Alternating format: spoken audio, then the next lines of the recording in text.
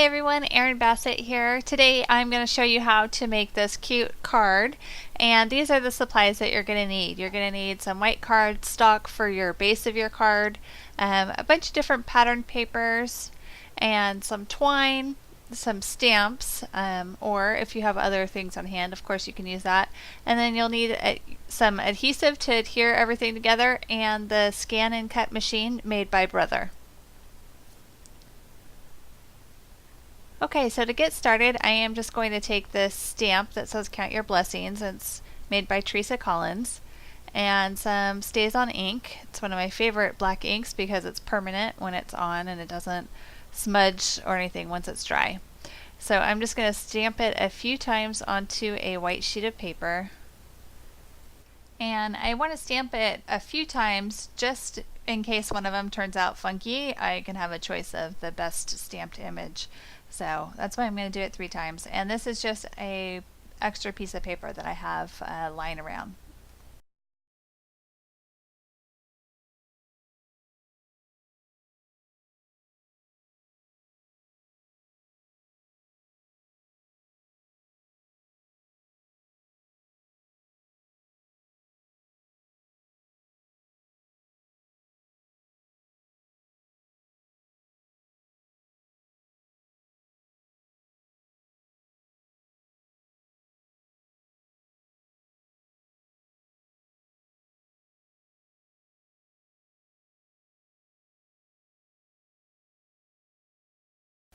I'm using the turquoise mat, and it's made for using cardstock. There's another mat for other fabric and whatnot. And I just want to make sure my paper is stuck on there really well. And then I can go ahead and turn on my machine. And it will come up with this message to put it into position. And then I'm going to push Scan and Direct Cut, and then load my paper. And then Start. And it'll start scanning the entire sheet of paper into the machine.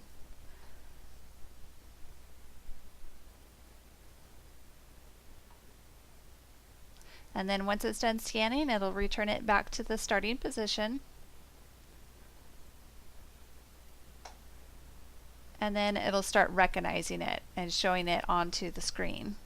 So you can see it scan the whole thing in. I pick OK. Then I can grab these bars and select just the stamp that I want to be cut out. So I'm just going to pick that third one that we did. And I can put a margin around it. I'm going to do 0.8 inches. And pick OK. And you can see it close up by pushing that zoom button. And then OK. And that will add it to my mat. And I can pick Cut when I'm ready for it to cut. Now, first thing I want to do is insert my blade, and I want to make sure it's dialed to the right number. I have mine set at 6 for this type of cardstock, and I'm just going to place it into the holder and close that little flap. Okay, and just smooth down my paper, make sure it's stuck on there before I push the Start button. And it'll just quickly cut around the image, giving it that nice margin that I wanted. And then I can pick the Unload button, and my paper will come right out. And then I can just peel it off of the mat.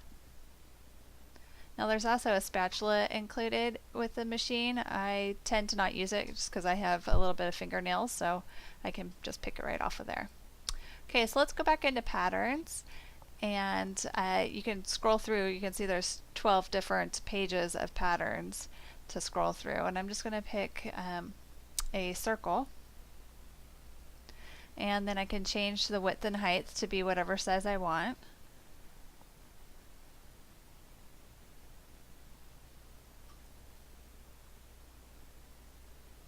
Okay, and then set, and then I can move it around anywhere on my paper that I want. So just pick OK. You can add stuff to it if you want to, but we're just going to do just a circle. So we'll pick Cut and go ahead and load paper into my machine, and then pick the Start button when I'm ready. Okay, so there's my paper, and Start. Just move this so you can see it.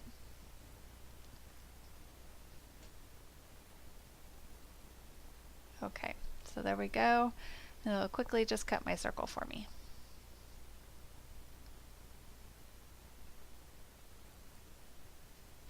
Then unload my mat and peel that right off of there.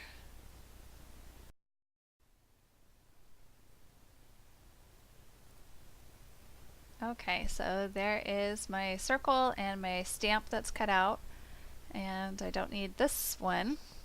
Then we'll go back into patterns and cut out a little scallop circle to go behind the circle that we already cut out.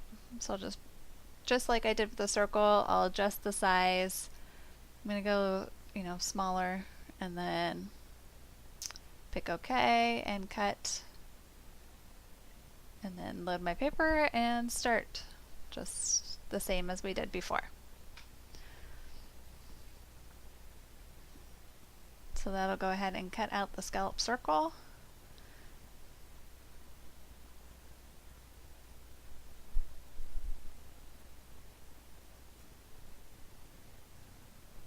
It's hard to find the right angle for you guys to see that.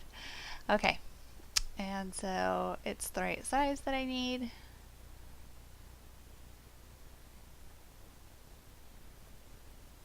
And voila, there's the little stack. Okay, so now let's cut out the border piece. So I'm going to use that same charcoal gray paper that we were using previously and just load it into my machine again. And it'll ask me if I want to delete. And yes, I want to delete and go back to the patterns. And I'll pick the borders, and then you can scroll through. There's 11 pages of borders already installed, and I'll pick this one. And then again, you can adjust the size however you want. I'm going to do a little bit smaller just so I don't need it ginormous onto my card. And then you can use this button to rotate the design. And then go ahead and drag it onto your mat wherever you need it. Remember that you already have a cut piece, so you got to adjust for that. And then pick the cut button. And if you need to load paper, go ahead and do it, and then the start button. So I have my piece cut out, and because it's a little bit more intricate, it has all these little chads that need to be punched out of it. And so you can just go ahead and take all those out quickly.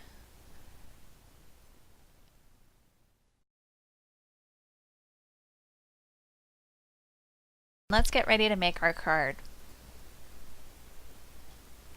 I have my white cardstock scored and folded in half. You can just use a bone folder if you need to. And I'm going to take my smallest piece of cardstock and put some adhesive on it. I'm using an ATG adhesive by 3M. And just put that right on there.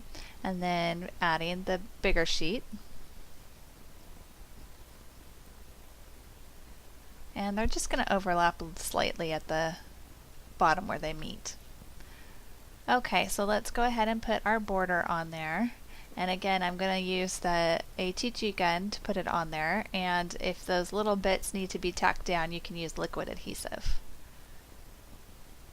So I'll just place it on there, line it up with the line right there. And then go ahead and add my polka dots right on top of that. So I'll just add some adhesive to that and then line it up with the top of the border. And then I can just take some scissors and trim off those little edges that are sticking out.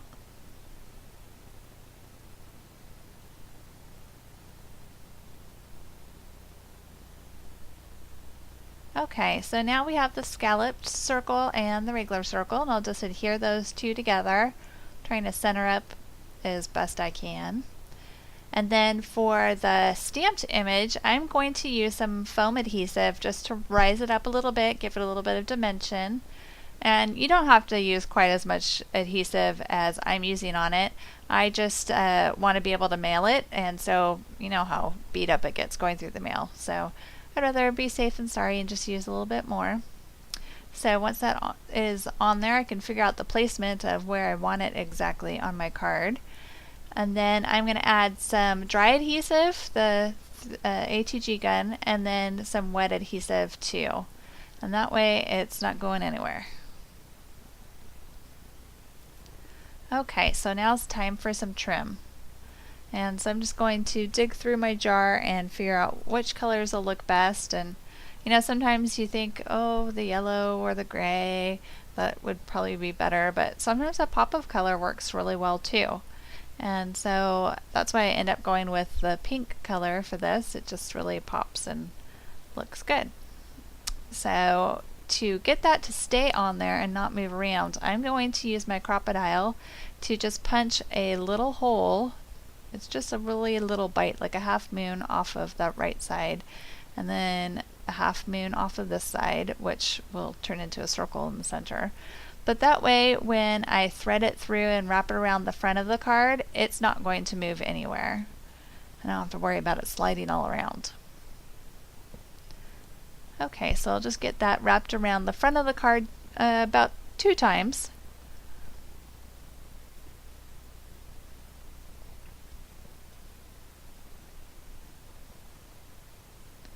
And then I can go ahead and tie it right in the center. You want to try to get it lined up as best you can.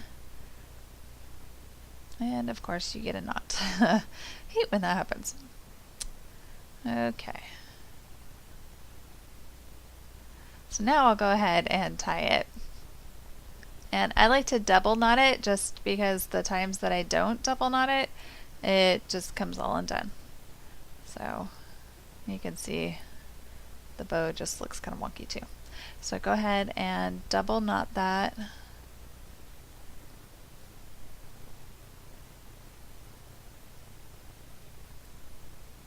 And then I like to do my bows upside down. They tend to turn out better for me.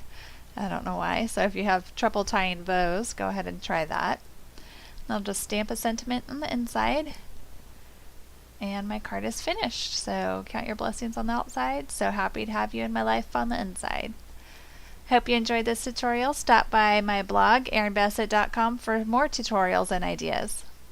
And also check out the Brother ScanNCut machine if you haven't already.